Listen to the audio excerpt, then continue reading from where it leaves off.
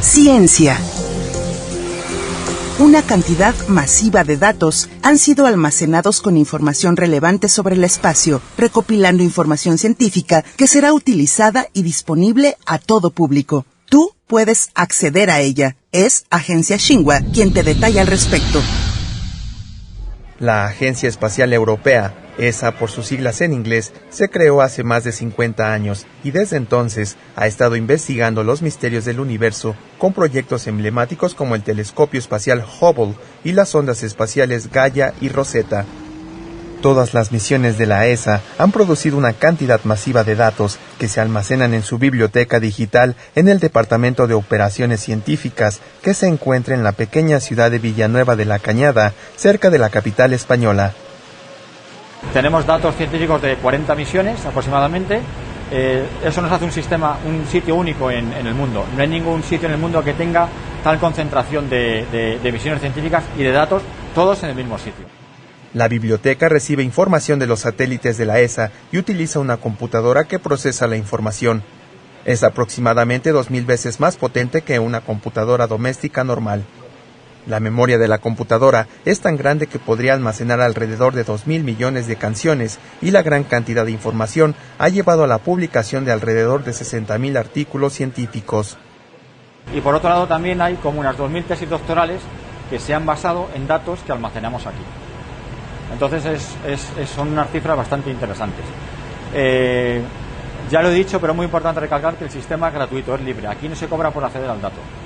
Cualquier persona se puede coger y conectar al dato, ¿vale?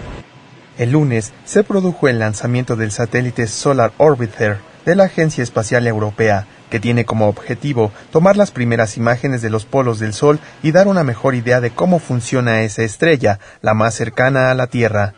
Toda esa información también se almacenará en la biblioteca digital de la ESA y estará disponible para todo el mundo. Con información de la oficina en Madrid, España, Noticias Xinhua. Los esfuerzos científicos no deben parar y no se han concentrado solo en COVID-19. En Sinaloa, los síntomas del dengue, otra de las grandes luchas científicas de salud a nivel mundial, son foco de estudio en la lucha para combatirlos. Gracias a la información de Julia Pineda, del Sistema Sinaloense de Radio y Televisión, te actualizan al respecto. Desde Sinaloa, compartimos información.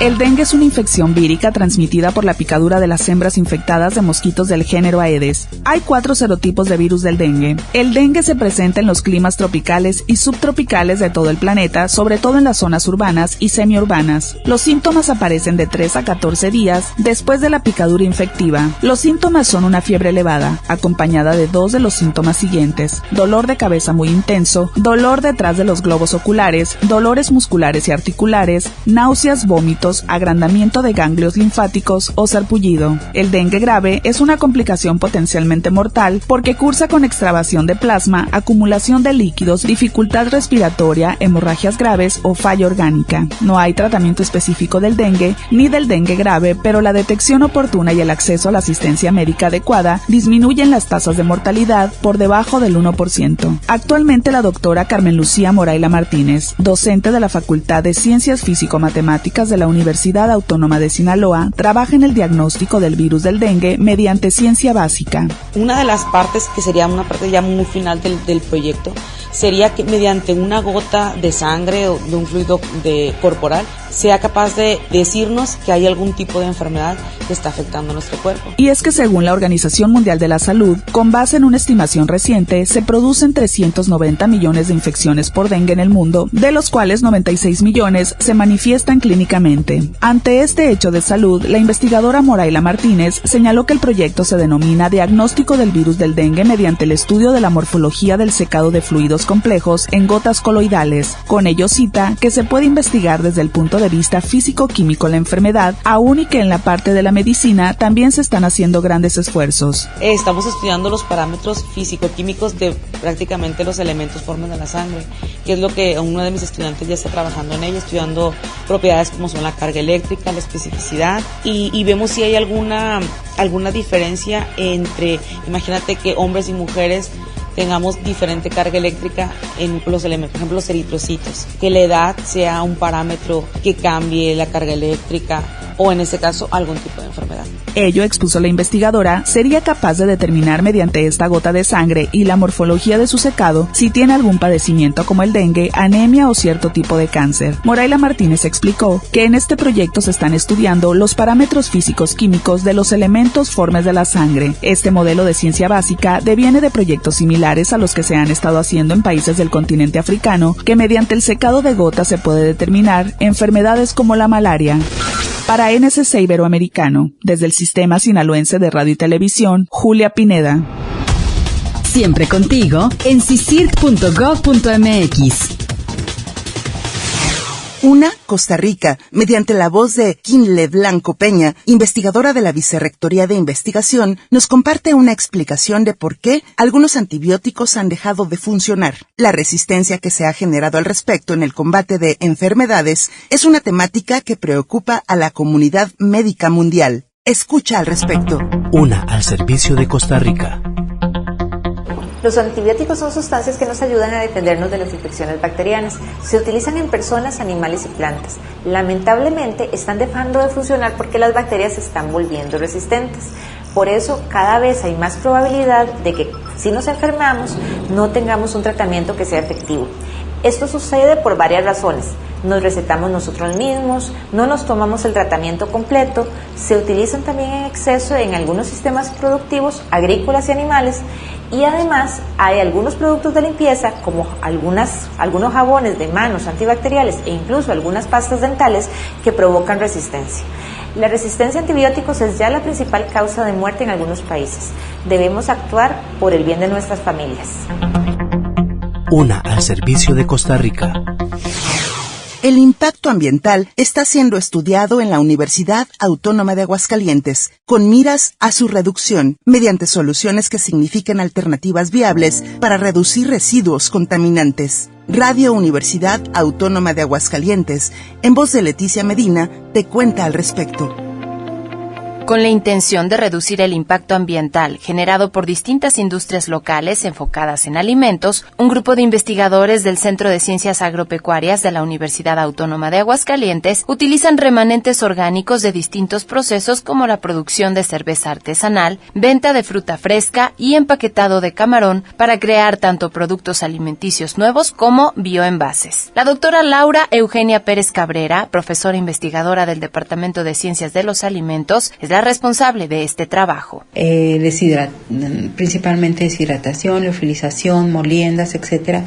Únicamente utilizamos tratamientos que pudiera utilizarse en cualquier industria, que no son muy tecnificados y que de cierta manera pues utilizamos toda la parte del residuo. La doctora Pérez Cabrera ahondó en que estas industrias terminan desechando un porcentaje importante de residuos que pueden volver a ser utilizados. Por ejemplo, para la producción de cerveza artesanal solo se utiliza el 8% del grano de cebada, por lo que el resto se considera basura. De la industria camaronera, cerca del 30% se consume, mientras que en las microempresas procesadoras de fruta solo utilizan el 40% de la piña y el 80% de la papaya, por mencionar algunos. Entonces de ahí salió la idea de trabajar con ello. Hemos hecho muchos proyectitos pequeños que al final de cuentas engloban a uno más grande. Desde Radio Universidad Autónoma de Aguascalientes, para el Noticiero Científico y Cultural Iberoamericano, Leticia Medina.